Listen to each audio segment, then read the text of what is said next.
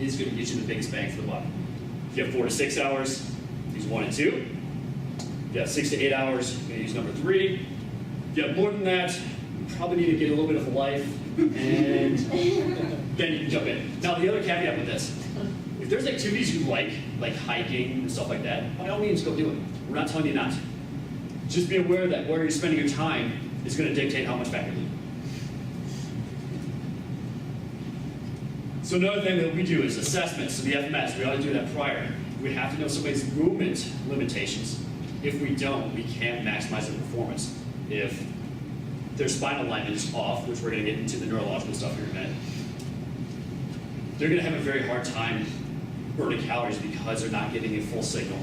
They're not getting full mobility. They can't use the big muscles because now they're inhibited. So we want to make sure that we see those things ahead of time and can identify them and start to correct some of that stuff. Precision nutrition is the nutrition system we use. Works very, very well. It's all habit-based. It's not, here's a meal plan, go.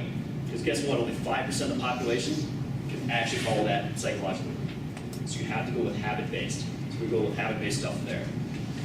Anything that we miss in movement or nutrition, Paul Chek pretty much covers it. All the stuff that everybody's talking about now, organic foods and don't cook your food in microwaves and cook with this fat and that fat and the whole paleo stuff. He's been talking about that for decades. So he's got a book out there called How to Move, Eat, and Be Healthy. Pretty much everything you will ever need, you can pretty much find in there. Self-limiting exercises. These are basically, you can't go on a form without the exercise immediately letting you know.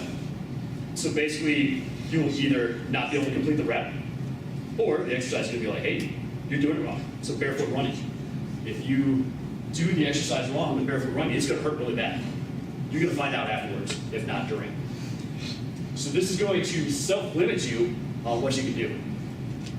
Turkish get-ups and animal crawls, we find these two are the most important that we found. There's so many benefits to animal crawls. There's so many benefits to Turkish get-ups that we include those in every single one of our personal training programs. They're part of the warm-up. They alternate. Turkish get-ups one day, animal crawls the next. Nervous system. All right, we're going to get into some crazy science stuff. I'm just going to kind of read this stuff off. This is a lot of stuff. It's good, like we were talking about, neurologically, if you can become more efficient with a skill, the less calories you're going to burn because you have less stabilizers and neural demand.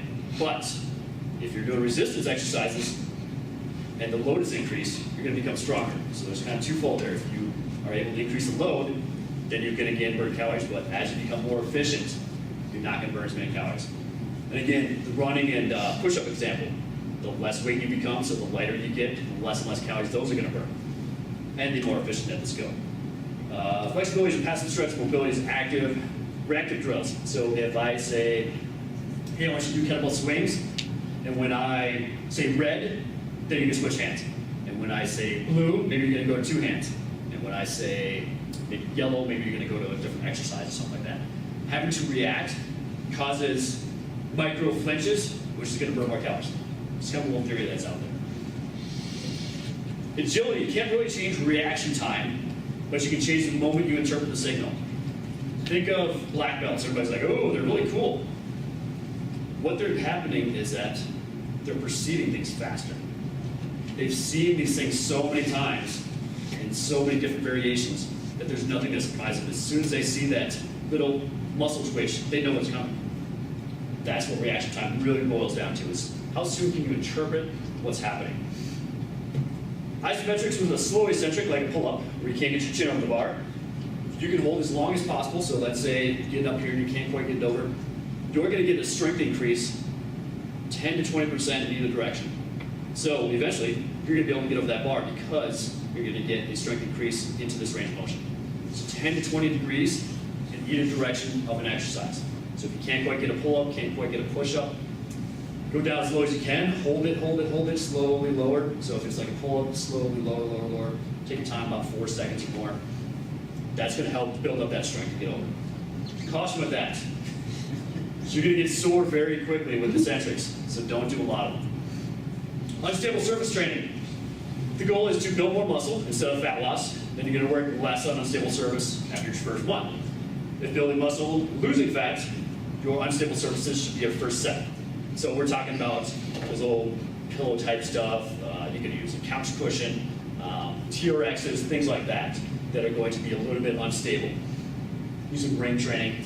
For fat loss, you can do more of your strength sets on unstable surfaces early on, and then afterwards, you're going to kind of burn out on it. Same thing with a push-up. So if you can't do push-up, get a 10-second isometric hold in that position, you'll eventually build up to it. Unstable surfaces also help you reposition your body where it belongs, which will improve your other systems like your immune system, your endocrine system, by system integration of exercise. So as you're doing unstable surfaces, you're going to have a bunch of little stabilizers firing off. All this little stuff is burning up, so you're burning more calories throughout that stuff. Mirror training. A lot of people ask us, why don't we have mirrors in our gym, or why can't you look at them? What happens is you lose kinesthetic awareness. You lose that feeling in space of where you're at, which puts you at a much higher risk for injury. So that's why we don't use mirrors. You have to feel where you're at. You can't look. One, that's going to put you out of cervical alignment a lot of times, because you're looking and cranking over like this. But another reason is just going to lose that kinesthetic awareness of where you are in space. You have to develop that stuff. That's what athletes have really good, better than anybody else, is they have good kinesthetic awareness. Unstable surfaces can also rehab joints. So if you've got a lot of joint issues, stuff like that, you can start to work on unstable surfaces because of all those little stabilizers. It's going to force that joint to activate properly. It's not going to allow it to do anything stupid like we've done to injure it in the first place. Proprioceptive. So basically that is all these little sensors. Where's my hand right now? What is it feeling? All that kind of stuff. Being able to get that stuff is going to help reduce injuries, risk of injuries, and again, get that body awareness, body map. Your first couple years of training, pay attention to every single detail. Where's my neck at? Where's my thoracic and my chest at? Where's my shoulder at? Where's my elbow at? What's my wrist angle? What are my fingers doing? Pay attention to every single detail you can. It's going to help to stimulate that nervous system better and better, get that really refined proprioceptive kinesthetic awareness. Ligaments are the secondary defense of your system. If the muscles can kick in fast enough, basically to prevent an injury, then you're not going to get that ligament strain. You're not going to get that pull, or sprain rather. So the more muscular stability you have, the more speed that your muscles can kick in and activate properly and cushion that impact, the less likely you're going to have a sprain. Mobility must become before strength or risk of protecting the joint in an improper position. So if you don't have the proper mobility of getting a good push-up, if this is all you have, you're going to have to work on that mobility first in order to get that push-up. Otherwise, you're going to be stressing out this joint, which is going to translate into cervical spine. Training equals rehab, rehab equals training, so that means don't stop training just because you have something out of alignment, you need to fix it. We're going to use training to fix that stuff. Accelerated fat loss. The number of metabolic equivalent of task times the number of joints involved equals accelerated fat loss.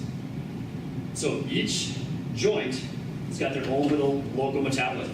So they've got their own little tiny metabolism that gets the fluid in there. That's how they get their nutrition and all that kind of stuff. That adds up into a global metabolism. So the more joints you involve in an exercise, the better your overall metabolism is going to be just with that exercise.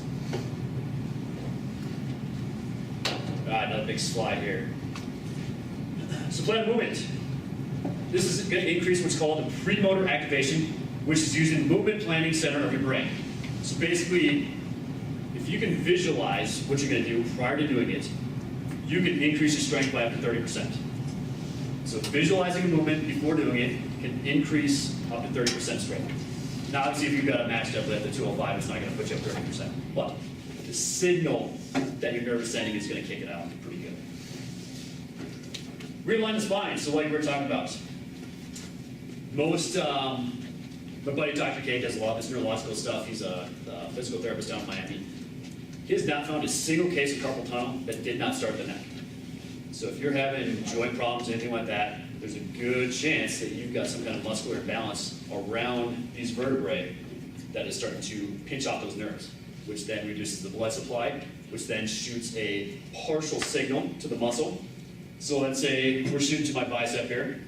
I may get more signal to this side versus this side which then is going to create a muscle imbalance. From that muscle imbalance, the body's going to be like, whoa.